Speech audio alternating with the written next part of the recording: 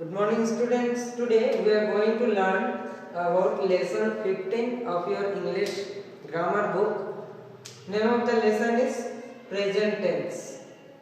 Present tense.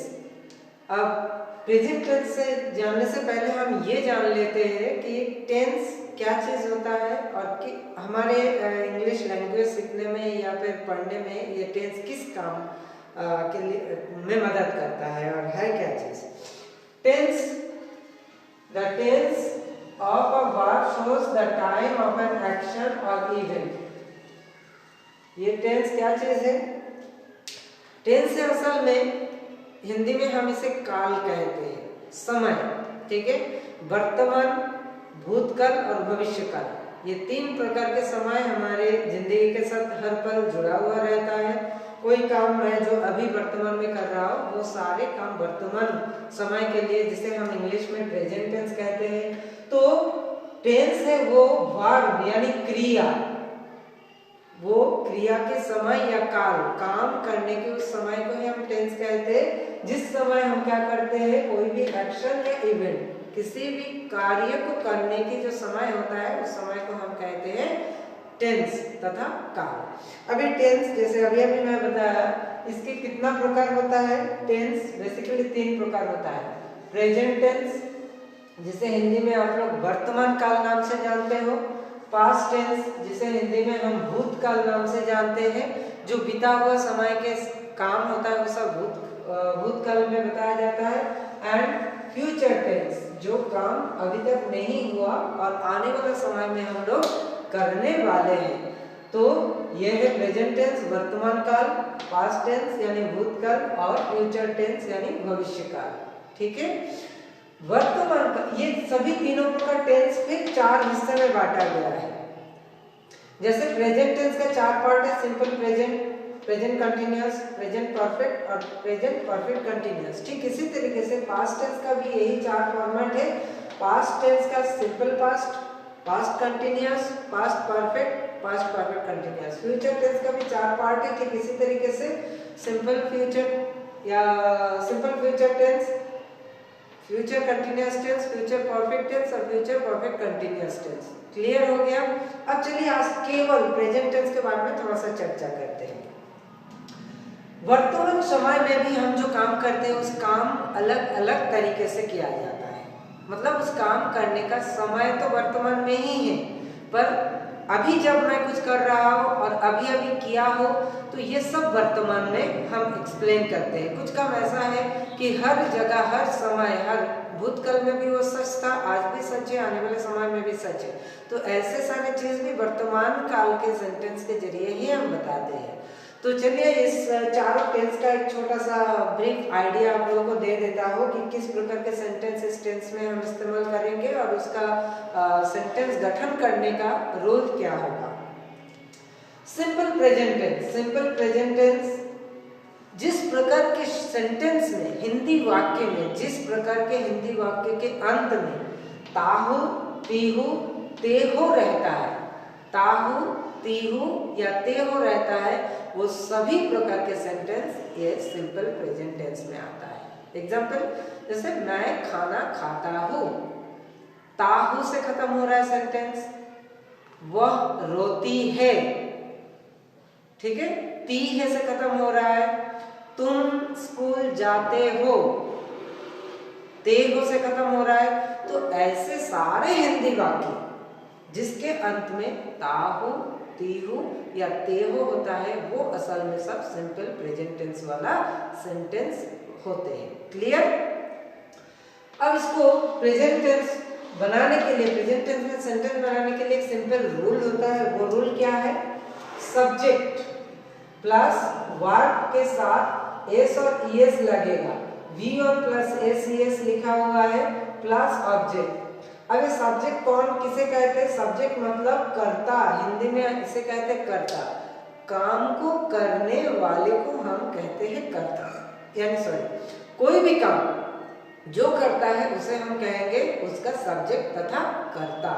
अब verb यानी कार्य, क्या काम कर रहे हैं, तो पहले कर्ता आएगा और फिर क्या काम कर रहे हैं उस कार्य को यह लिखा जाएगा और आखिर में वो जो काम कर रहा है उस काम के बाद जो एक्स्ट्रा चीज रहता है वो ऑब्जेक्ट पार्ट में हम रखेंगे। हालांकि ऑब्जेक्ट जरूरी नहीं कि हर सेंटेंस में ऑब्जेक्ट रहे, थोड़ा सा आप और बड़े हो जाओगे नेक्स्ट क्लास या फिर क्लास 7 तक तो आप लोग जान ही जाओगे कि ऑब्जेक्ट पहचाने कैसे और सब में ये ऑब्जेक्ट रहता है कि नहीं रहता है। तो चलिए कुछ एग्जांपल। अच्छा, एक चीज आपको और समझना है, यहाँ देखिए एस और ईएस लगा हुआ है, यानी कुछ सेंटेंस में हम वर्ब के साथ एस लगाते हैं तथा ईएस लगाते हैं और कुछ सेंटेंस में हम ये नहीं लगाते हैं। तो हम किसके साथ एस और ईएस लगाए, किसके साथ नहीं लगाए, इसके लिए यहाँ छोटा सा बॉक्स में मैं आपको बता दे रहा हूँ कि जहां थर्ड पर्सन सिंगुलर होगा सब्जेक्ट। अब ये थर्ड पर्सन सिंगुलर कौन कौन है? थर्ड पर्सन सिंगुलर में क्या होता है? He, she, it, this, that, ये 5 प्रोनाउन रहेगा।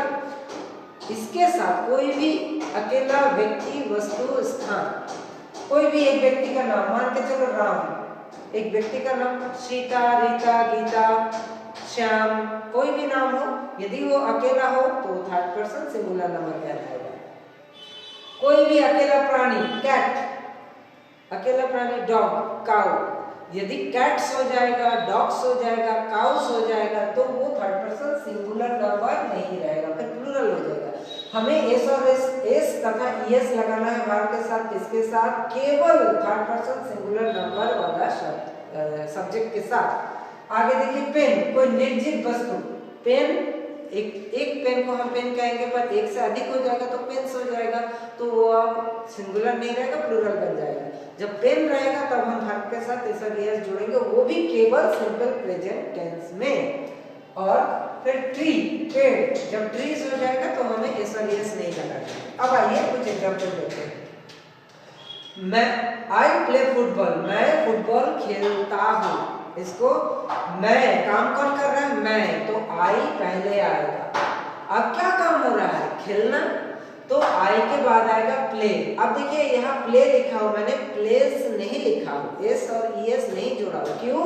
क्योंकि I third person singular number नहीं है। देखिए इसमें आई है, he, she, it, this, that, pronoun में केवल ये 5 है, तो आई असल में फर्स्ट पर्सन है। तो इसको ध्यान रखना है आपको, ही, शी, इट, दिस, दैट, और कोई भी एक अकेला व्यक्ति, वस्तु या स्थान का नाम, तभी हम यहाँ एस और ईएस जोड़ेंगे। आई प्ले फुटबॉल। आगे यू राइट अ लेटर, तुम, ये हो गया सब्जेक्ट, राइट हो गया वर्ब और लेटर हो गया object. Boys climb tree, boys, अब देखो यहाँ एस लग गया है, बॉय रहता तो यहाँ क्लाइंब्स लगता, पर क्योंकि यहाँ बॉयज है तो यहाँ क्लाइंब भी लगा है, एस नहीं लगा है। ट्री। अब नेक्स्ट एग्जांपल देखिए, ही लगाएंगे तो यहाँ हो जाएगा गोज, ही गो नहीं लिख सकते हैं क्योंकि ही थर्ड पर्सन सिंगुलर नंबर है। क्लियर हो रहा है? शी लिखेंगे तो भी यहाँ गोज आएगा, राम लिखेंगे तो भी यहाँ गोज आएगा, क्योंकि he, she, Ram, Ritu, Geeta, cat, dog, ये सब सिंगुलर नाउन है, तो यहाँ एस ईएस लगेगा। गो था मेन वर्ब, मैं इसके साथ एस और ईएस लगा, ये जो एस और ईएस था ये गो के साथ ईएस लगा तो गोज हो गया, तो सेंटेंस हो जाएगा ही गोज टू स्कूल, या शी गोज टू स्कूल, या Ram goes to school. Clear हुआ? प्रेजेंट टेंस, प्रेजेंट टेंस में रहा हूँ, रही हूँ या रहे हो, जिस प्रकार हिंदी वाक्य के अंत में रहा हूँ यानी काम हो रहा है, अभी भी खत्म नहीं हुआ, रही हूँ अभी भी हो रहा है, रहे हो कर रहे हो, चल रहा है काम, तो कंटिन्यू वो काम हो रहा है, इसलिए इसका नाम है प्रेजेंट कंटिन्यूअस टेंस। क्लियर? इसका रूल क्या है? सब्जेक्ट के साथ एम इज आर, ये तीनों में से कोई एक लगाना है। सब्जेक्ट के आधार पे एम लगेगा कि इज लगेगा कि आर लगेगा, ये आपको तय करना है। इसके बाद आएगा वर्ब के साथ आईएनजी, जैसे यहाँ गो था तो गोइंग हो जाएगा, राइट था राइटिंग, प्ले था प्लेइंग हो जाएगा, फिर ऑब्जेक्ट। एग्जांपल देखो, इसी सारे एग्जांपल के ऊपर देख लेते हैं। आई प्ले फुटबॉल था सिंपल प्रेजेंट में, यहाँ हो जाएगा I am playing football, I के हिसाब से एम लगा, फिर वर्ब के साथ आईएनजी आई एम, फिर you are writing a letter, he is going to school, I am playing football, मैं फुटबॉल खेल रहा हूँ। और इसका मतलब क्या था, आई प्ले फुटबॉल, मैं फुटबॉल खेलता हूँ। समझ लो, लास्ट वाला पार्ट इंपॉर्टेंट है। जब खेलता हूँ तो आई प्ले फुटबॉल, जब खेल रहा हूँ तो I am playing football. Clear? You are writing a letter, तुम पत्र लिख रहे हो। कंटिन्यू हो रहा है। He is going to school, वो स्कूल जा रहा है या रहे हैं। कंटिन्यू। फिर perfect tense, subject plus have oblique has plus verb का थर्ड फॉर्म प्लस ऑब्जेक्ट। अब इसमें किस प्रकार का सेंटेंस इस्तेमाल करते हैं, जो अभी अभी खत्म हुआ है, अभी जस्ट कुछ मिनट में या कुछ पल पहले ही खत्म हुआ है। जैसे मान के चलो मैंने खाना खा लिया हो, ये काम अभी अभी खत्म किया हो, खत्म अभी अभी किया हो, बहुत देर नहीं हो गया है, तो वो भी प्रेजेंट टेंस में शामिल किया जाएगा, जो काम अभी कुछ देर पहले खत्म हुआ है। इसके लास्ट में क्या रहता है, आ हूं, मैं खाना खाया हूं, खाया हूं अभी अभी खाया हूं, आ हूं लास्ट में है, या खा लिया हूं या खा चुका हूं। इसीलिए आ, लिया या चुका के साथ हूं या है जुड़ा रहेगा। वो खाना खा चुके हैं, वो स्कूल जा वो स्कूल गया है, आ है। ठीक है, मैं पढ़ लिया हूं, लिया हूं। क्लियर हो रहा है? वो अभी अभी खत्म हो रहा है, इसलिए ये है इसका रूल, सब्जेक्ट प्लस हैव या हैज। अब हैव किसके और हैज किसके साथ, ये जो थर्ड पर्सन सिंगुलर नंबर जो बताया था, he, she, it, this, that, इसके साथ लगेगा have. He has, she has, it has, Ram has, Ravi has. और बाकी I have, you have, we have, boys have, cats have. Clear हो रहा है? अब सेंटेंस देखो, आई हैव प्लेड फुटबॉल, मैंने फुटबॉल खेल लिया हूँ, मैं फुटबॉल खेल चुका हूँ। You have written a letter, तुमने पत्र लिख लिए हो या तुम पत्र लिख चुके हो। फिर he has gone to school, वह स्कूल जा चुका है। ठीक है, तो लिया हो, चुका हो, ऐसे अंत होगा तो ये पैटर्न इस्तेमाल होगा। अब आता है प्रेजेंट परफेक्ट टेंस।